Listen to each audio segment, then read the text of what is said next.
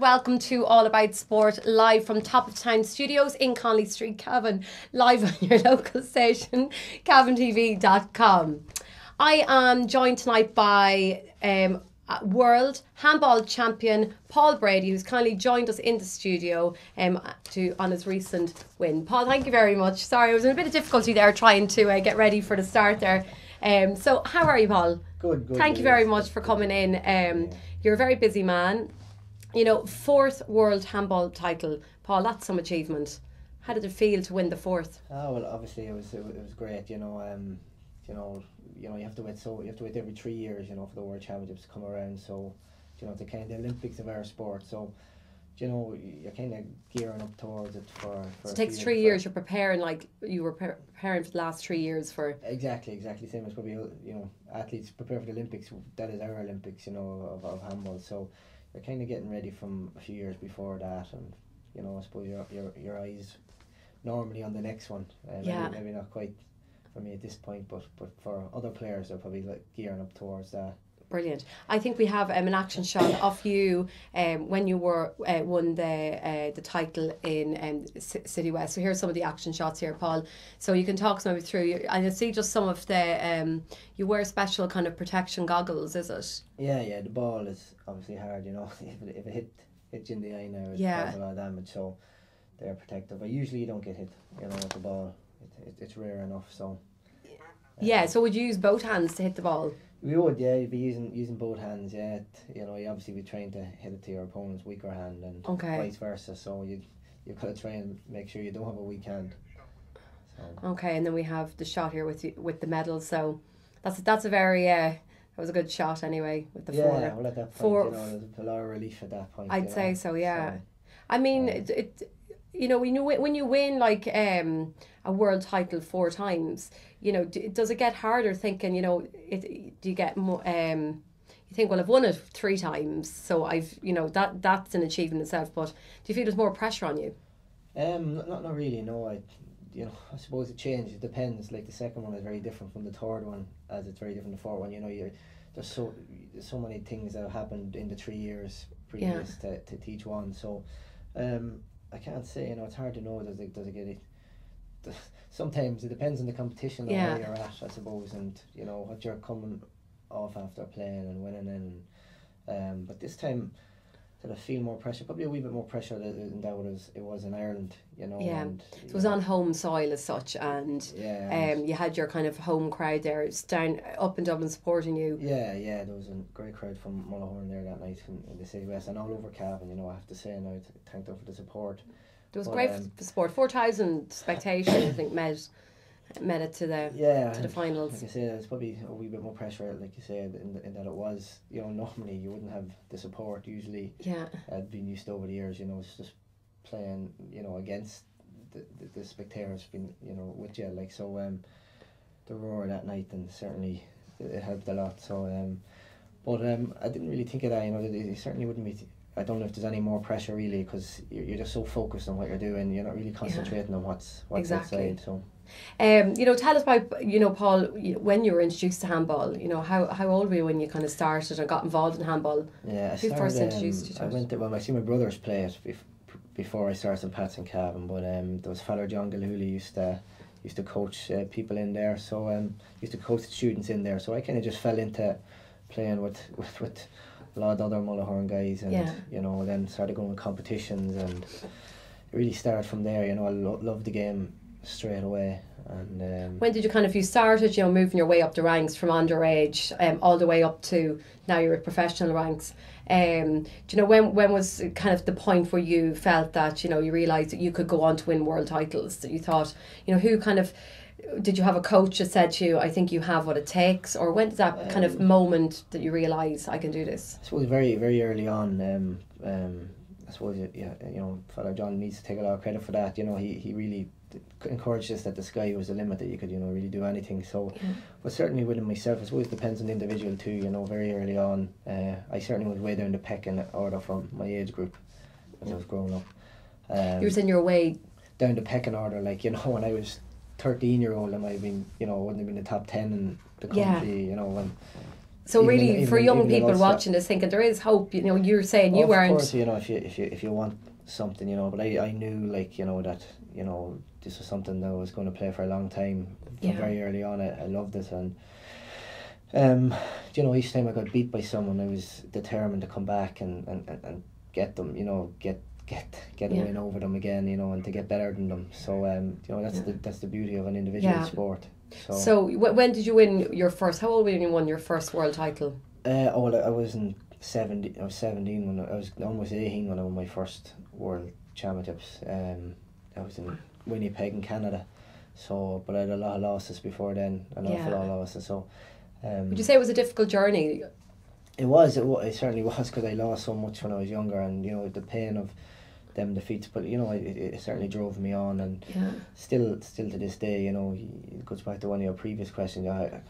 You know, when you're going for 4, how do you know, are you more pressure, or you know, what space you're in? But you really, you know, I don't find it ever easy to stay hungry, because you know, I always just think of the defeats that I've had over the years, and they're still so raw with me, you know. So like that, you know, I think that was a turning point definitely when I was 17. You know, I probably felt like quitting many times before that. Like, you know, I lost so many All-Ireland finals, and I won 1 or 2, but it just wasn't the amount of success that I would have liked. Yeah. So you're like, you know, you have a great advantage with 4 world titles. So to your opponents, you know, you're unbeatable. You're going in as the favourite to win each time. So obviously that's added pressure for you. I think so. People, you a great advantage. People, but I actually don't find it like that. You know, like, you know, you certainly. I remember when I was trying to come through the ranks, there was an American player, David Chapman, was dominating, and I remember when I was I went to college and I used to be over there, and of course there was a real aura about him. He's about 4 or 5 years older than me, and he became number 1 actually. It's only now when you look back how phenomenal it was. He was only 17 when he became the world number 1. You know, he started to dominate the sport. When he was 18, 19, he was dominating the sport, you know, so he was a bit of a phenomenon. Would you say he was kind of like, you know, someone you looked up to and someone you wanted to kind of follow? He was, but he was someone. But I remember when I went over there to play a lot initially, and used to, you know, when I came up senior and playing over there, and there was a pro circuit over there, and went over to play, and there was such an aura about him. And I remember thinking to myself, you know, the rest of us are playing to, you know, we're striving to be the best, whereas he was striving for greatness all the time, you know. So I remember I always thinking I'd have to try and recreate that, you know. That is something I wanted. Does each player have a different style of play?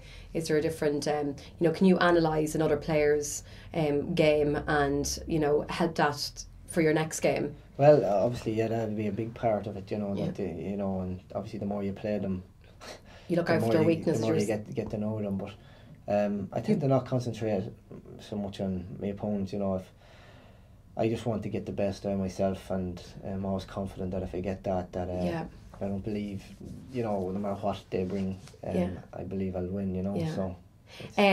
So the recent world champions, you know, you played Louise Marino. So you know, you and Louise have been compared to the likes of Nadal and Federer, you know, in the tennis ranks. You know, would you say he's your biggest rival on the court, or probably one of my tougher opponents? He's the last player to beat me. You know, I suppose that was on my mind when we're playing. You know. Had to be another player, I mightn't have been motivated because I got a very bad start. But we played a few years. I think it was 2008. That was the last time I lost, and he beat me by 1 point. And it was for the US Open, and he went home. He lost the final actually, but the winner it's the most lucrative tournament there. It was $25,000 for the winner, and I had to pull out of the competition because I hadn't lost for about 4.5 years before that. So it becomes a bit traumatic at that time. You know, so you can still play on, like, and go for, you know, third, fourth, you know. But I just pulled out, so I ended up going home with 1,000 here, and someone else went home with 25 grand. But you know, when you dominated up to that point, you know, you just see that as your money. You know, that was your title. I suppose you have your eye on the prize. It's a true saying. It took me a few years to get over that defeat, so that was definitely on the forefront of my mind. I suppose that's why they liken it to a rival, and I've played him 3 or 4 times since now, and I've been well enough. Where's he from? Is he American? Is he? He's from Mexico. Oh, Mexico. Then he lives in Tucson, Arizona now. Okay. So you've kind of known him for many years now. Well, he's young enough. Like, he was at that time he beat me, he was only 20. You know, so I've played him. Like I say, I've played him definitely once a year since then. Yeah. So I had beaten him, so I was confident even going in. But each time, you know, he's coming to the age now that when I started to dominate, you know, so. You feel like he's maybe coming to his peak as well, or he's starting to peak? I know the mental state of that, because I was there, you know. Yeah. And it comes an age where you say, right, I'm either gonna, you know, do this or get off the pot, as they say. So that's certainly what happened with me when I was trying to beat David Chapman. I was thinking, right, you know, or all them other Americans that were a lot, you know, older. When I got to 22 or 23, you say, right, am I going to do this or I'm not, you know. Yeah.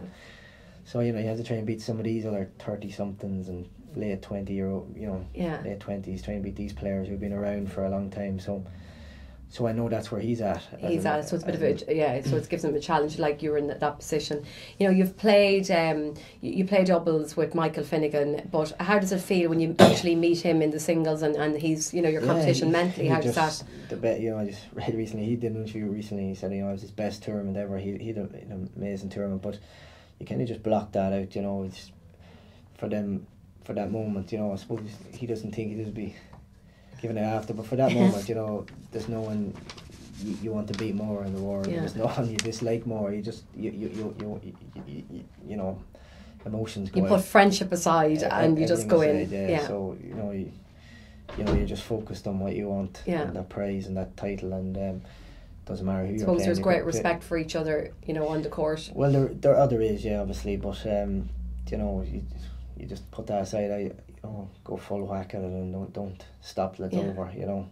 You know, I've had Paul Fitzpatrick and Eddie on the show before, and you know, they've been also very successful and had a good run during the nationals, but they're doing great work promoting Handball and Cavan. You know, would you say it's become a more popular sport in recent recent years? Obviously, your success has really don't get as much time. I don't be around Cavan as much to lend, as you know, to coach as much as I would like, you know, at this point in my career, but they certainly are doing a lot. James Brady obviously is doing huge work out there in St. Pat's, so and James Brady, sorry, I actually had James Brady on here as well. Sorry, James. I've had you here before as well. You know, I've seen the players. I go out when I can, you know, like this time of year, and you know, it's a little quieter. I try to go out there and just play with them, you know, playing, you know. But they're doing a lot of great work, obviously, and you know, from what I've seen, they assure me that it's getting more popular. So brilliant. Let's see. Yeah, brilliant. I think we're going to show the video, the World Championships trailer, and that moment that you won the 4th title. This is the World Handball Championship men's finals, and a big setup for Paul Brady. Goes for that laser shot. Gets it back to the front wall, but it does not make it. There's a point for Paul Brady. Louise was up 13-2, and now Paul Brady has scored 5 straight points. You want to know what the meaning of the word impossible is? I'll tell you what, Dave, if there's anybody that can come back from that kind of devastating first game loss and a fist pump on top of it, it is Louise Moreno. Louise Moreno will not relent here, Dave. That's her, by the way, when you're touching my back here in the booth. That's actually how we communicate here. The replay showed that the ball was good. Huge setup for Paul Brady. Goes to the corner and floors it in the ground. Oh no. Little break here on the show court. Towel timeout. Score here is 13-8. This is the largest lead that anyone has had in this whole match. Well, that Paul Brady has had. That anyone. Luis Moreno, excuse me, sorry, he had a bigger lead than that. But I meant Paul Brady has had in this match. Why? I'm sorry, Paul Brady to me is anyone. He's everyone. Brady at the end of game number 1, that fist pump. And look at this wave, Dave. Each point serves 10. Let's watch this and listen to the crowd if he scores this next point. Point game. My goodness. World Champion 2012. My goodness, he does it again. 4 straight for Paul. Yeah. Brilliant. And the winning moment there, Paul. You were just saying to me during that footage that you haven't seen that since really that footage back. How does it feel watching yourself? Time to reflect Brings on back it. a lot of emotions. It did, yeah. Well, just straight after we were into doubles, and then we came home on the Saturday and we had to play football on Sunday. And straight after, then the Ulster club, I had to go to Dublin, flew out the next morning to Los Angeles, and then we went to Vegas a week. Oh my gosh, you've very little time to even so you don't take it all really, in. You don't really reflect, and it's not nice watching us. When you're like anyone watching themselves and back on television. Yeah. It's always hard to watch back. You're like, Yeah. I suppose you analyse, you can always pick out your kind of weaknesses, and everyone always zones in on their weak points anyway. And possibly, gosh, I shouldn't have done that. Tell us about playing, in the professional ranks. Yeah. Well, You had the USHA, so the Pro Tour. Yeah. When does it take place? Are you just back from America, Paul?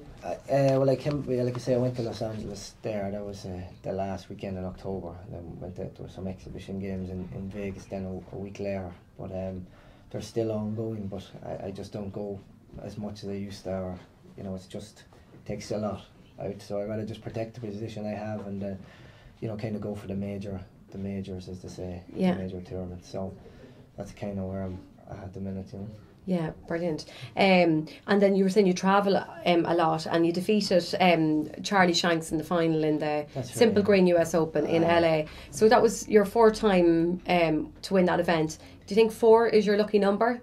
Oh, I don't know. No, I didn't. Do you feel like maybe there's something about 4 and? No, that's only a recent one. I suppose the big tournament they have over there is the US Nationals. That's in every June. Yeah. And this is a new event. Well, it's kind of been there established, but they've rebranded it the US Open. Yeah. And that's the most lucrative one. That's the one that I lost. The last one I lost back in 2008. So, you wouldn't be trying to get numbers in that tournament. It's kind of basically about one thing, just to win. The money, the prize money, at so at that stage, yeah. So when you get to that level, when you're in professional ranks, it is about that check at the end. Well, it is for that particular tournament, so whereas the US Nationals is the big event over there in June. Like usually there's a couple of the main one is the All Ireland Championship here. Yeah. That's usually in February and March, and then the US National maybe April, and then the US Nationals is in June, and then the Worlds, and then you probably have the US Open, then you have the Canadian Nationals. So that's kind of the ranking order. Yeah. So so the US Open, obviously it's good to win it and that, but it's not much prestige attached to it historically. So many times a year would you travel to the States for these competitions? It just depends. Well, this year I went maybe 4 times. Yeah. But like I say, I could go more. It's just hard to get away now at work and things like that. I'm getting to the stage now where I'd rather protect the position. The more you play, it takes so much out of me, physically physically and mentally. I get all to lose. So that's it. Yeah, you probably ended on a high as well. I've done that for, I've been like that for about 8 years. And certainly as time goes on, maybe 10 years. So as time has went on. Probably 8 years since I started dominant. Before that, I'd spent 4 or 5 years with all that kind of pressure. So as you get older, you're kind of right. I need to save whatever energy I can. You don't go into the well too often, or come getting dry. Yeah. So, Paul, tell me about the training involved. Is it a lot of personal training, or what goes into a training for coming up to the Worlds in particular? Well, I train the same for every tournament. So. Wouldn't really matter, and obviously mentally you'd be more up for other tournaments, but physically I try not to change anything, and I put the same, like I say, because I only try and peak for certain tournaments, I can put the same emphasis on each one. So that's another reason why you wouldn't be going to every tournament, you wouldn't be long burning out. So it's a matter of getting up at the right time, but generally it's you obviously you do a lot of gym work, and you do running, court sprints. Then I play football, obviously, when I can. Playing games. Yeah. Because it's a skillful sport, it's high speed, it's fast. So the kind of training involved, you want to obviously build up your your initial fitness, but Correct. then you do a lot of to build up the skills to get the practice in. Would you just get down to the courts with the lads and Well, yeah, have I go in games? the court by myself a lot, and then it's like it's very, very technical. So it's all about timing, and it's like golf or things like that. Any bit off, your shots are a bit off. So Yeah. I suppose it's like that. It's the same swing and technique. Yeah. Where you generate your power and whatnot. So obviously, I try to do a lot of stuff in the gym to complement that. Yeah. Do you have anyone who works alongside you and helps you with your training and helps you maybe analyse your games and how you can improve, or is it all down to yourself? I try to get well, from the physical point of view, like I'd get different sports scientists to do programs, and I'd be reviewing that every so often. Yeah. And then I'd maybe get different ones to analyse opponents, but generally it's myself. I kind of try and as much as I can. Yeah. Do things like that. I've tried coaches and the coaching way, and it's I have my own set ideas and Yeah. things need to be done. So I kind of like to just do it by myself, to be honest. And it's quite impressive because most sports would have a coach there that's driving them on and one step ahead maybe and helping out, but you do a lot of this. It's all like I down say, to I do like even doubles part on Michael, or there's different ones who I draw on. Like I say, obviously the big thing would be the physical side of things. Like I say, I'd go to different trainers and I'd be reviewing that all the time. Do you find it a lonely sport? It has been at times, but given my nature, I haven't found it as hard as a lot of other people would. So you say that's why I haven't found it as hard as I'd say a lot of others would. Like I suppose it just goes down to personalities. Exactly. Like so, I think football has helped there, and I because I've been winning, you see, I wouldn't. I'd say when I wasn't winning, earlier in my career, it was very tough, Yeah. But look, you don't become conditioned to it at a certain period, and it's just you've chosen this way of life. So certainly wouldn't have any regrets, and I've had a good time, good journey, and that's why when as you get, like I say as well, pulling back on tournaments here and there, that you allow other parts of your life to prosper, so that's kind of where it's at. You kind of feel it when you have a talent and you've been so lucky and you work so hard that it'd be a shame not to kind of fulfill it, and at least you can look back and say you did, you didn't give up. That would be the thinking, over the years, but yeah, like I say, I've never found it at any stage. I suppose you have to make a lot of sacrifices, but like anything, it's worth it. There's a lot of lads who made the same sacrifices, and can't just look back on their on their career. Like sometimes I've been lucky, always can sacrifice a lot, but you just might not have that edge to win world titles. So there's a lot of my rivals, have put in just so much effort over the years, and they haven't had that success. So, like I say, I suppose it's just when you reflect, this is the way life has been, and I'm quite happy with it, and the grass is always greener. And some people probably look. I know there's people look at my life and they be thinking, oh, this is great, I'd love that, and you're like, well, the grass is always greener. Always greener, So everyone has their own kind of take on it. Yeah. And a lot of people don't know you're a primary school teacher. We've had the pleasure, Paul, of working together. But I know when you worked with us before, the children were really looked up to you, and you are a fantastic role model to any children in any school. Do you see yourself as a role model, or do you ever get on with things, to be honest, and I'm just trying to be as myself, obviously, and as authentic as I can, and as honest as I can, and if, I never obviously think of that, Yeah. It's just, well, there you go, something to go home and think about thinking. Depends who you talk to. Yeah, absolutely. And we worked together, a couple of years ago. You'd broken fingers. How often are you plagued with injuries, or what injuries would you get? And I know you said you were playing on regardless, and that's never kind of rectified. It's still always I kind of broken finger. I played the semi-final. Remember that? Yeah. So I injected it to play. I was trying to There was 2 records, the Irish records at the time. So there was for the most consecutive ones and for the overall ones. So Dubsy Walsh had 7 overall, and I was trying to win 8. And another great player, Pat Kirby, he's won 6 in a row. Yeah. And I was trying to win 7 in a row. Okay, so you had your kind of goal. So there was no, it wasn't like, if it had been any other year, I probably would have just had to leave it. Yeah. But I could never have got that consecutive record, Yeah. So, at that stage, I said I'm going to take the risk at that stage. So, lucky enough, it worked out. But I got an operation on it after surgery on it, but it never healed. So you were probably, I know you were worried at the time that it was going to affect you, and would it kind of affect your game at all? But I didn't at the time. They told me, look, it'll never be right if you do this. So, but you don't. If you play with it now and it's still not healed. Before, yeah, they said. But you were like. Well, we weren't thinking it was, like I say, for that. It had been another year, it would have been tougher to make a decision. But, I was trying to, leave. This is something I've been working towards for 10 years. So I didn't really mind. I said I'd deal with it later. So I suppose it'd been worse if I had played and lost with it, and then this would have happened. But so look, like I say, I got lucky and it worked out all right. You definitely must have luck on your side. Yeah. What rituals do you have, before a game for luck or to focus yourself? How would you? I just try to stick to just the same routine. Do you get nervous still, Paul? Or? You would. You certainly an individual sport. You would. There's no hiding place. Like, it's you and your opponent. And there's and because I don't.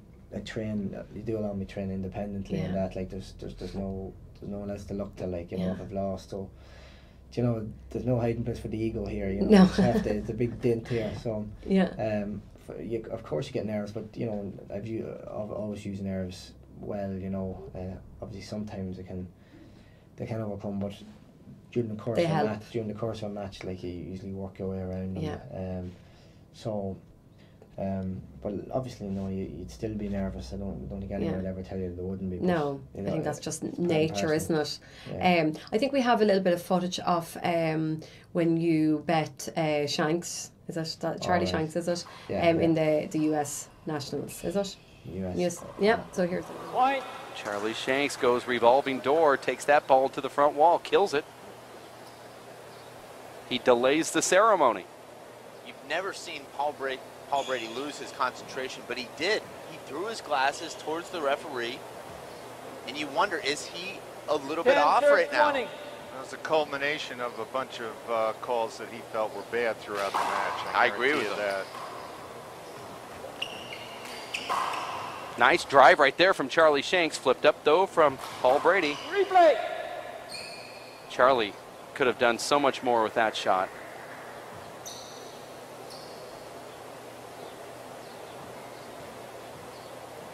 Serves 20.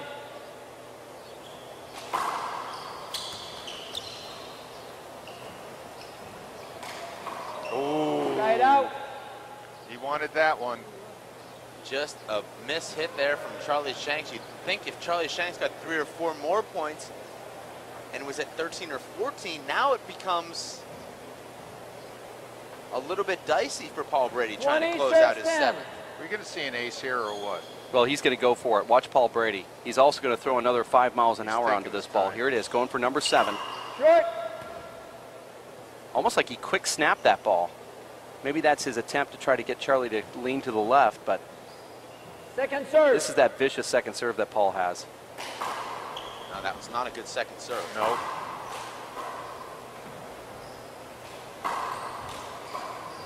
Uh-oh. This could be it. Boy, Charlie just doesn't give up, Dave.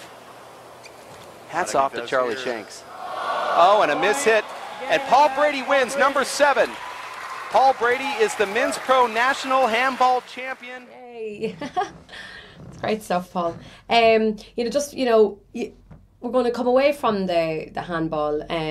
Not only have you played handball, you played Gaelic football, you've played for Cavan, and you played for your club Mullahorn, and you've been considered one of the most consistent players in the county. But more recently, you and your brothers, you've won your senior county champion. Yes, we are back. Official, we are back on air. Apologies for that. It was a cut, I think, in all of Cavan Town, so not Cavan TV's power cut this time. But we're here again with Paul Brady, our world handball champion. And Paul, we just watched your footage there, you know, really continued success for 2013. I really hope to see you back in 3 years and retaining your handball title. And best of luck with the football and continued success for next year. Thank you very much. So that brings to an end All About Sport for this week. I'll be back again next Wednesday evening at the same time, 7 p.m. If you would like your sport featured on the show, simply contact drumlinmedia@gmail.com. Now stay tuned, as up next is our weekly music show. I think we have an hour-long special this week where we're featuring the Devil's Ceilidh. So if you want to know more about that, stay tuned, because next up is Paul Cox with our Green Room show. So until next week at 7 p.m, it's goodbye from me, Louise O'Reilly, and Paul Brady, our world champion. Bye.